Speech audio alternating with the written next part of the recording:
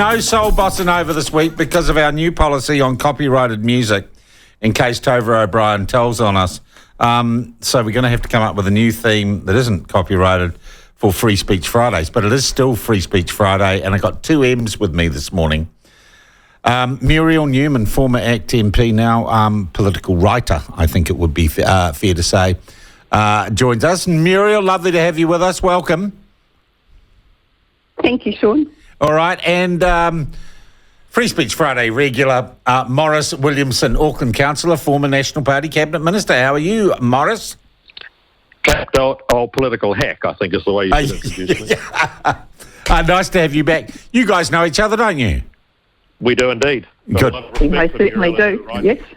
All right, look, I know I didn't have them on the list, but we've been focusing on this morning, and it is the topic of the day, or one of the topics of the week, this change around, this reversion of the laws on Māori wards. That means you can't just make them up because you happen to be occupying a council position. This has to go to the people. Firstly, Muriel, what do you reckon? Good idea, good move by the coalition? Oh, look, it's a brilliant move. It was a dreadful thing that Labor did. If you remember, they did it without any warning and also under urgency at a time where many councils around New Zealand were thinking of introducing them, and the public were in the middle of collecting signatures for petitions. So it was a dreadful move, so it's a great change that the government's going to do. The only thing is that it would have been brilliant if they could have made sure, one way or another, that if the change is coming, it happens straight away and not in 2028. And that's the one flaw in what they proposed, but nevertheless, it's still a great move. All right. Does this in any way, Maurice, to your understanding, threaten the special consultative group that Māori in Auckland, for example, have? I don't think so, Sean. What I think is so important, and I've been on the raw end of this debate for some time, every constitutional change we make, like moving from first past the post to MMP, or going to a 4-year term rather than 3-year, or a whole range of others, they always go to a referendum for the public at large to have a say. And as soon as you then say, well, if you want to move to Māori wards, that might be what the public of your area want, go to a referendum and see if that's the case, you're a racist. And I just don't get it.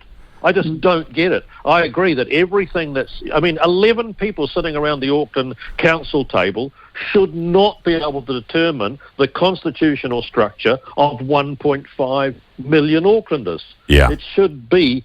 And one of the best ones I got back from the other side was, oh, well, look about Switzerland. They used to have a referendum on whether women should get the vote and only men could vote. So guess what? Well, that's just the most ridiculous argument I've heard. We have universal suffrage. Everybody gets a vote, not just men. Yeah, and we can't roll that back, unfortunately. I've always wanted to put an IQ test in, but that sounds a bit tough too. Muriel, I think one thing that this will do, this change, it might actually improve the turnout at local body elections next year. Because I think you're yeah. So I'm saying there might be something for people to vote for. You know, do you think they will? Yeah. Oh, if the referendum is going to be held at the election time, because I think the new law is giving an option, isn't it? It's allowing councils to make a decision right now, and potentially there's a chance they could actually hold a referendum right now. But if they don't, the default position is that it's at the next election. And yes, I think you'll find that people really do think there is a reason to vote. I'm sure it will help the turnout. Yeah. All right. Look, the other thing is, let's take this issue or the principles behind it, the principles you've just talked about, Maurice, and let's expand it out. Let's say, and, you know, National only committed to supporting the treaty referendum bill to first reading. But Muriel, in some ways, this is writ small. If you write this issue large, that is the wider debate on the Treaty of Waitangi that this country needs to have, isn't it? Look, I think that the referendum that David Seymour and ACT are proposing has done an amazing job of opening up the debate right? Because as you have sort of alluded to, we haven't been allowed to talk about these issues for 6 years. And so I think that, David has kept saying that if the process works properly, the public will send a strong message whether or not they want a referendum. And if they want a referendum, politicians, they can make decisions now, but they're not stupid. And if there's an overwhelming number of New Zealanders who want a referendum, I'm pretty sure you'll find that the politicians who are dragging their feet will no longer do so. I think David is right in his interpretation of what might happen. What do you reckon, Maurice? Do you reckon Chris Luxon, who was reluctant to commit on anything slightly controversial, do you think he might look at the reaction to this decision on local body wards, Māori wards, and say, maybe I could support a referendum on the treaty past first reading? Well, Muriel's right. Politicians are always focused on what the public are thinking about things and can change their position based on what the public view seems to be. On this view, I'm really delighted that David Seymour's got it to this point, because as a minister along the way, I used to get officials saying to me, you can't do that, Minister, that'll be a breach of the treaty principles. And I said, oh, okay. Could I get a copy of these principles so I can have a read of them? There isn't such a thing. Okay, then how do I know? Oh, well, they've been set by the court, or they've been set by the Waitangi Tribunal, or they've been set by Uncle Tom Cobley. And I said, no, whoa, hang on.